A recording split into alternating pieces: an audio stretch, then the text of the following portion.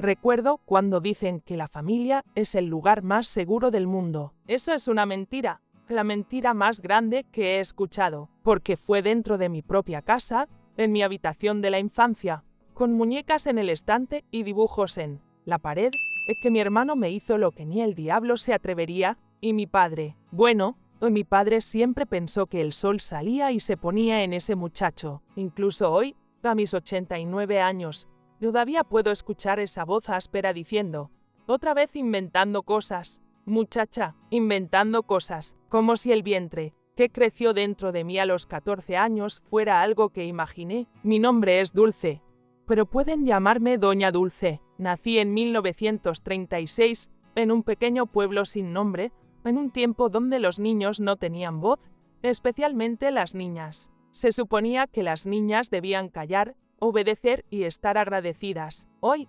sentada en el porche de mi humilde pero honesta casita, en esta calurosa tarde de junio, he decidido contar una historia que he mantenido oculta por casi 8 décadas. No es una historia bonita, créanme, es de esas que te revuelven el estómago, que te dan ganas de taparte los oídos, pero necesita ser contada, porque sé que hay muchas niñas y mujeres allá afuera pasando por el mismo infierno que yo pasé, pensando que están solas en el mundo. Si me están escuchando ahora, díganme en los comentarios de dónde son. Quiero saber si mi historia está llegando lejos, si hay personas de todas partes de este vasto país mirando. Y por favor, si pueden, denle un me gusta al video y suscríbanse al canal, porque cada me gusta, cada comentario, me da fuerza para seguir hablando de lo que mucha gente prefiere barrer debajo de la alfombra. ¿Están listos para escuchar la verdad que me persiguió toda la vida? Porque lo que les voy a revelar cambiará para siempre su forma de ver a la familia. No se vayan.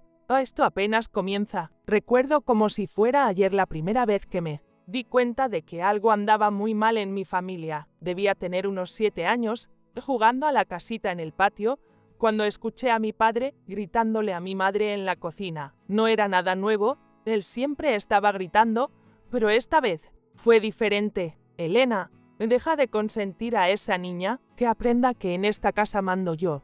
Yo y Carlos. Carlos, mi hermano mayor, 5 años mayor que yo para ser exactos, de cabello oscuro, alto desde temprana edad, con esos ojos verdes que venían de quién sabe dónde, porque todos los demás en nuestra familia tenían ojos marrones. Los vecinos siempre decían que era demasiado apuesto, que rompería muchos corazones. Pocos sabían que el primer corazón que destruiría sería el mío. Mi padre, don Pedro, era uno de esos hombres nacidos en el tiempo equivocado. Pensaba que las mujeres estaban para servir, que los hombres no lloran, de que un hijo varón valía por 10 mujeres. Trabajaba en la mina de carbón, no sé exactamente haciendo qué, pero siempre llegaba a casa oliendo a mezcal y a tabaco. Cuando estaba de buen humor, ignoraba mi existencia. Cuando estaba de mal humor, cuando estaba de mal humor era mejor desaparecer. En cuanto a mi madre, doña Elena, un nombre que no podría ser más apropiado,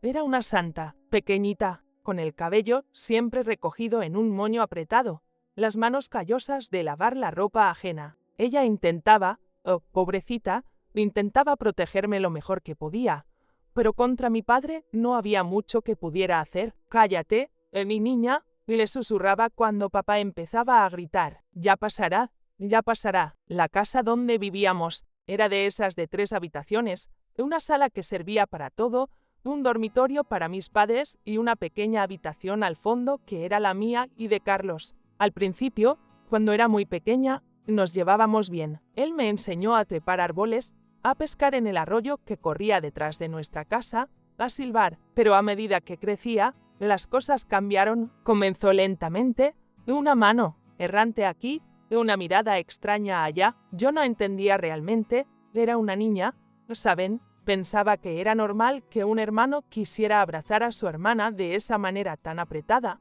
que quisiera dormir en la misma cama, aunque él tuviera la suya al lado de la mía. Mi madre a veces entraba en la habitación en medio de la noche, y lo veía en mi cama. Carlos, vete a tu cama, muchacho. Pero él siempre tenía una excusa.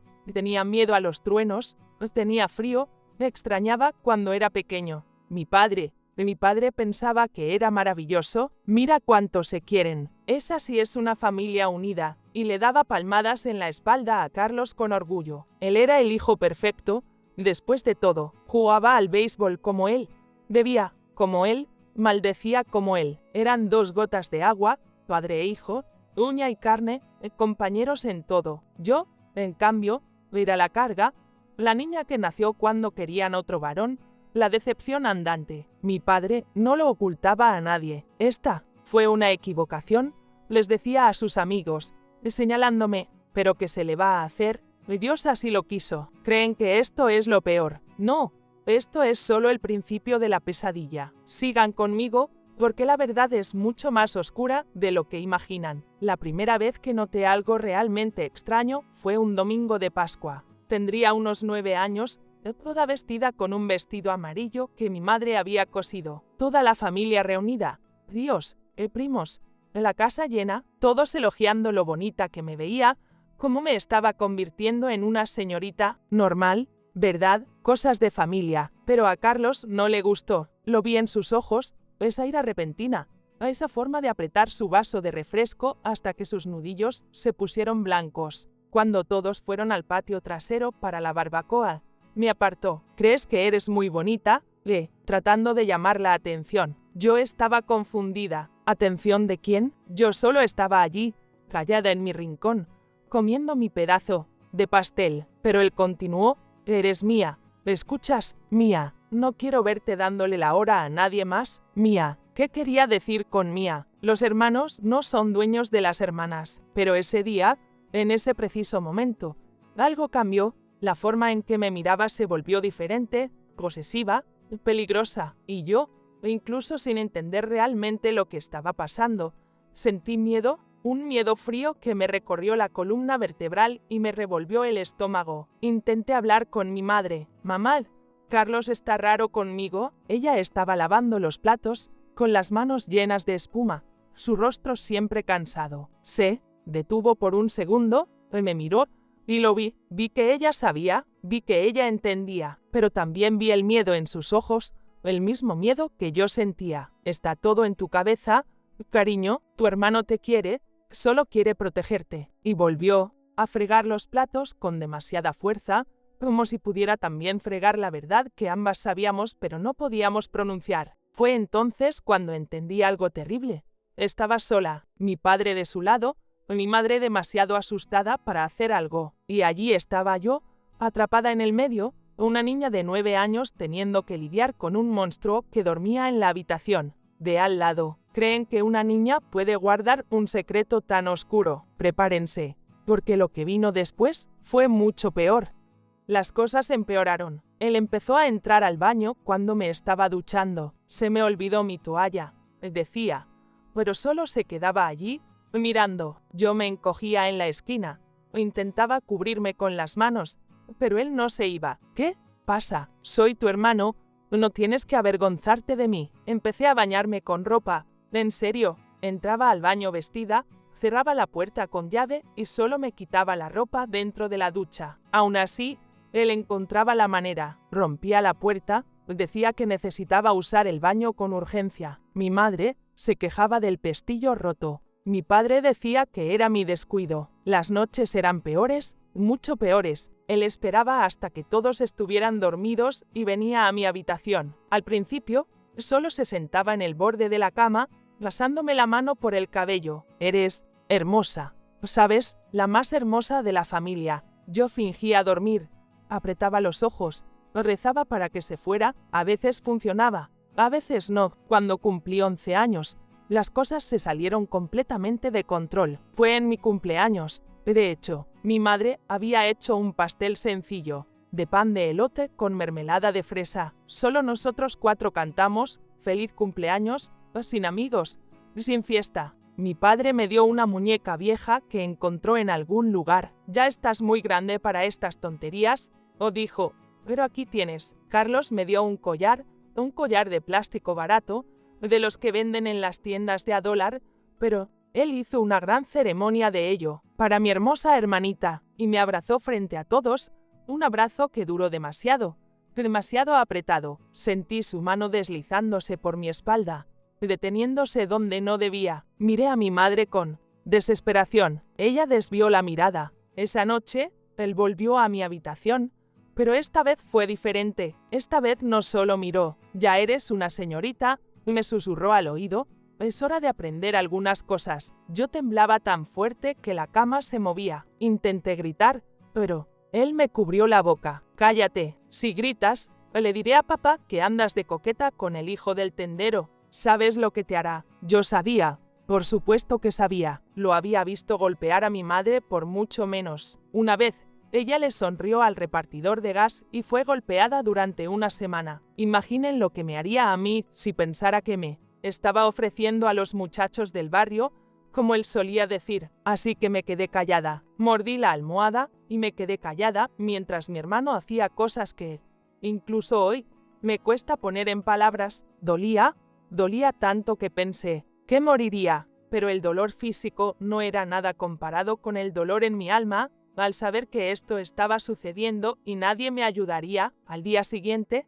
apenas podía caminar. Mi madre lo notó, por supuesto. «¿Qué te pasa, Dulce? ¿Por qué cojeas?» Inventé que me había caído. Ella no preguntó nada más, pero cuando Carlos no estaba mirando, le puso un poco de antiséptico en las heridas. Sus manos temblaban, lágrimas silenciosas corrían por su rostro, pero no dijo nada. Nunca lo hizo. A partir de esa noche, se convirtió en rutina. 2, 3 veces por semana, a veces más. Él esperaba hasta que todos estuvieran dormidos y venía. Aprendí a desprenderme. Es asombroso cómo la mente puede escapar del cuerpo cuando lo necesita. Me imaginaba que volaba, que era un pájaro libre en el cielo, que estaba en cualquier lugar menos allí, en esa cama, con ese peso encima de mí. Mi padre seguía pensando que Carlos era el mejor. Los dos salían al bar juntos, regresaban borrachos, cantando. «Este es mi hijo», gritaba para que todo el vecindario lo escuchara. Un verdadero hombre, no como esa muchacha aburrida de Dulce. Yo me marchitaba visiblemente. Dejé de comer bien, dejé de hablar en la escuela. Los maestros preguntaban si todo estaba bien en casa. Yo asentía. Sí. ¿Qué iba a decir? ¿Quién me creería? Carlos era el favorito de todos. Apuesto, educado, servicial. Ayudaba a las ancianas con sus compras.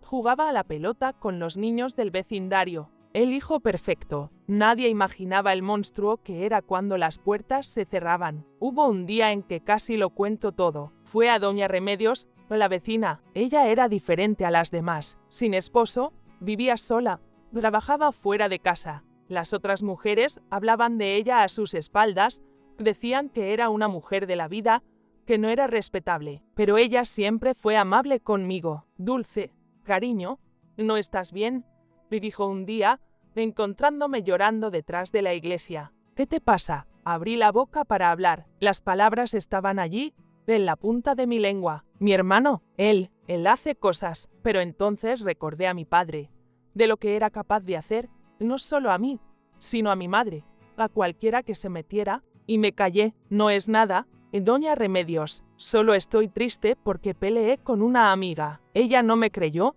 lo pude ver en sus ojos, pero no insistió. Años después, cuando todo ya había pasado, me buscó. «Lo sabía, Dulce, lo sabía y no hice nada. Perdóname». La perdoné. Por supuesto. ¿Qué podría haber hecho ella en esos días? Nadie hablaba de estas cosas. Era un secreto de familia, un tema prohibido, una vergüenza que se llevaba en silencio. Cuando cumplí 13 años, mi cuerpo empezó a cambiar, senos creciendo, caderas ensanchándose, y la menstruación que llegó y me asustó porque nadie me había explicado nada. Mi madre me dio unos trapos viejos y dijo: «Ahora eres una señorita, ten cuidado». ¿Cuidado de qué? Yo ya tomaba todas las precauciones del mundo y no servía de nada. Carlos empeoró aún más con los cambios en mi cuerpo. Era como si me hubiera convertido en un trofeo aún más valioso. Las visitas nocturnas aumentaron. A veces ni siquiera esperaba a que todos durmieran. Me acorralaba en el baño, en la despensa, en cualquier rincón oscuro de la casa. «Te estás poniendo ardiente», decía. «Pronto los muchachos empezarán a olfatear. Pero eres mía. ¿Recuerdas? Mía». Yo era un objeto, una cosa, su propiedad privada, sellada y registrada. Y lo peor es que todos parecían estar de acuerdo con esto. Mi padre siempre decía, Carlos es quien elegirá con quién te casas. Él conoce a los muchachos del pueblo, sabe quién es decente. Poco sabía él que el único hombre que me había tocado era su propio hijo. ¿Creen que esto es el fondo del abismo? Se equivocan. Lo que les voy a contar a continuación es lo que me llevó al límite, lo que me hizo desear no haber nacido. No se muevan, porque la verdad es más cruda de lo que imaginan. La gota que derramó el vaso llegó una tarde de diciembre. Hacía un calor infernal, de esos que dejan a todos irritables. Mi padre se había ido a trabajar, y mi madre había ido a lavar la ropa al río. Yo estaba sola en casa. No sola, sola con él. Ven aquí, Dulce, vamos a aprovechar que estamos solos. Intenté correr, pero él fue más rápido. Me agarró del cabello, me arrastró a la habitación. Esta vez luché, por primera vez en todos esos años. Luché, arañé, mordí, pateé, pero él era más fuerte. Siempre fue más fuerte. ¿Crees que eres ruda ahora? Tendré que enseñarte una lección. La lección dolió más que todas. Las otras veces juntas. Cuando terminó, yo estaba sangrando mucho. Él miró la sangre en la sábana y se encogió de hombros. Limpia eso antes de que mamá llegue a casa. Pero no lo limpié, ni siquiera pude levantarme. Me quedé allí, en ese charco rojo, deseando morir, queriendo desaparecer, evaporarme, dejar de existir. Así me encontró mi madre. Su grito todavía resuena en mis oídos. Un grito de horror, de dolor, de culpa. Ella sabía, por supuesto que sabía, ella siempre supo. Dios mío, mi niña, Dios mío. Me abrazó, me acunó como cuando era un bebé. Perdona a tu madre, perdóname. Ese día, algo en ella se rompió, o tal vez se arregló. No lo sé, solo sé que me levantó, me llevó al baño, me lavó con cuidado. Luego hizo un bulto con nuestra ropa. Nos vamos, dijo. ¿A dónde? Mamá, no lo sé, pero tenemos que salir de aquí. Pero no nos fuimos. Cuando estábamos en la puerta, con las maletas en la mano, llegó mi padre, borracho como siempre. Vio la escena, entendió inmediatamente. ¿Qué tonterías son estas? Mi madre intentó explicar. Tartamudeó, lloró, suplicó, mostró la sangre, los moretones. Mi padre escuchó todo en silencio. Luego miró a Carlos, que había aparecido detrás de él. ¿Es esto cierto?, dijo. Carlos se encogió de hombros. Dulce está inventando cosas. Papá, ya sabes cómo son las mujeres. Debe estar celosa porque tengo novia. Y mi padre le creyó, lo fingió creer, o simplemente no le importó. Le dio una bofetada a mi madre tan fuerte que cayó. Deja de proteger a esta. ¿Quieres huir? Huye, pero la niña se queda. Alguien tiene que cocinar y limpiar en esta casa. Mi madre me miró. Vi el momento exacto en que se rindió, conmigo, consigo misma, con la vida. Dejó caer la maleta al suelo y se fue a la habitación. Nunca más hablamos de ese día. La vida siguió. Las visitas nocturnas continuaron. Mi cuerpo siguió siendo invadido. Mi alma siguió muriendo poco a poco. Pero algo había cambiado. Ya no era esa niña asustada que mordía la almohada para no gritar. Ahora era una sobreviviente. Y los sobrevivientes hacen lo que sea para seguir vivos, incluso si por dentro han estado muertos por mucho tiempo. Así es como funciona en una casa donde el monstruo tiene la protección del rey, donde la reina es demasiado débil para proteger a la princesa, donde los gritos son ahogados y las lágrimas son invisibles. Así es como una niña aprende que la familia puede ser sinónimo de infierno. Y lo peor estaba por venir. ¿Creen que mi historia termina aquí? No. Esto es solo el comienzo de mi verdadera lucha. Lo que descubrí después de esa noche cambió mi vida para siempre. ¿Están listos para la revelación que nadie esperaba? El año 1965 comenzó de manera diferente. Me desperté el primer día de enero, sintiendo que el estómago se me revolvía. Pero no era una resaca de año nuevo, no celebrábamos nada en casa. Era náusea, de esas que vienen de la nada y te hacen correr al baño. Pensé que era algo que había comido. Poco sabía que esa náusea cambiaría el curso de mi vida para siempre. Enero pasó volando. La náusea continuó, especialmente por la mañana. Mi madre lo notó, por supuesto. Las madres lo notan todo, incluso cuando fingen no ver. ¿Estás comiendo comida echada a perder?, Muchacha, negué con la cabeza, comida echada a perder no teníamos, apenas teníamos comida buena, mucho menos echada a perder. Fue un martes de febrero cuando me di cuenta. Mi periodo estaba atrasado, muy atrasado. Realmente no le prestaba mucha atención a estas cosas. Nunca fui regular de todos modos, pero cuando junté el atraso con la náusea, con los senos adoloridos, con ese extraño deseo de comer pepinillos con crema de cacahuate. Dios mío, no podía ser, pero lo era. Recuerdo la desesperación que sentí sentada en el suelo del baño, el miedo, la vergüenza, la certeza de que mi vida, que ya era un infierno, estaba a punto de volverse aún peor. ¿Cómo iba a ocultar esto? ¿Qué diría mi padre? Y Carlos, la idea de que él fuera el padre me revolvía el estómago más que la náusea. No podía ser. Tenía que haber otra explicación, pero en el fondo de mi corazón, yo sabía la verdad, y esa verdad era un peso insoportable. No podía quedarme, no podía seguir en esa casa. Tenía que escapar, no solo de ellos, sino de la realidad que crecía dentro de mí. Una noche, cuando todos dormían, empaqué una pequeña maleta con lo poco que tenía, algunas prendas, una foto descolorida de mi abuela y el collar de plástico que Carlos me había dado en mi cumpleaños. Una cruel ironía. Dejé una nota para mi madre, una nota que nunca leería, porque mi padre la encontraría y la quemaría. Lo siento, mamá, no puedo más. Te quiero. Salí de la casa en la oscuridad, con el corazón latiéndome en el pecho como un colibrí asustado. Caminé sin rumbo, bajo la luz de la luna, hasta que mis pies no pudieron más. Terminé en la estación de autobuses, un lugar que nunca había visto, lleno de gente desconocida. Compré un boleto para el lugar más lejano que mi poco dinero podía pagar. Un pueblo pequeño,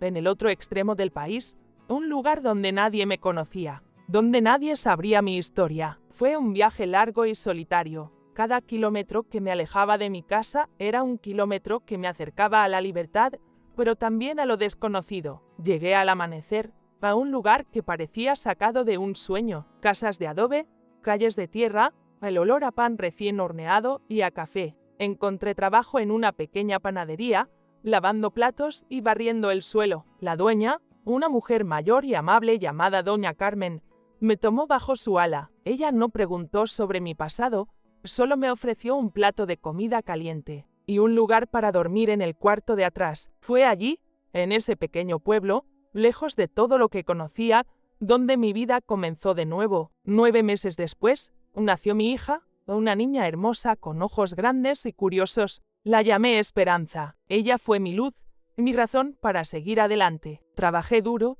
día y noche, para darle una vida mejor de la que yo había tenido. Doña Carmen me enseñó a hornear, a hacer los mejores panes y dulces del pueblo. Con el tiempo, la panadería se convirtió en mi hogar, y Doña Carmen, en la madre que nunca tuve. La vida no fue fácil.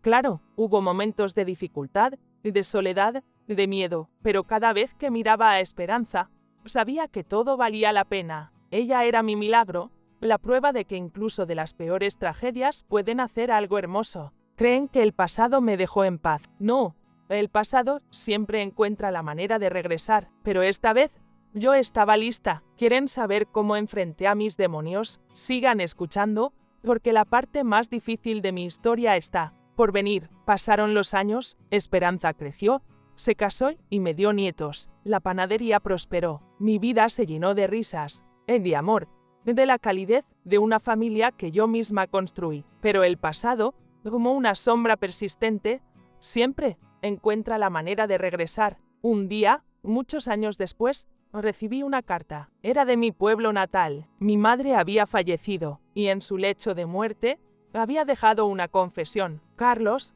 mi hermano, había sido arrestado por crímenes similares a los que me había cometido a mí y a otras niñas del pueblo. La verdad había salido a la luz. No sentí alegría ni venganza, solo una profunda tristeza por todas las vidas que él había destruido, incluida la suya propia, y una paz extraña al saber que el monstruo ya no podía hacer daño. Aprendí que el perdón no es para el otro, sino para uno mismo. Perdoné a mi madre por su miedo, a mi padre por su ceguera y a Carlos por su maldad, y lo más importante, Me perdoné a mí misma por haber cargado con esa culpa durante tantos años. Mi vida es la prueba de que, no importa cuán oscuro sea el camino, siempre hay una luz al final. No importa cuántas veces te caigas, lo importante es cuántas veces te levantes. La resiliencia no es la ausencia de dolor, sino la capacidad de florecer a pesar de él. Y la familia, la verdadera familia, no es la de sangre,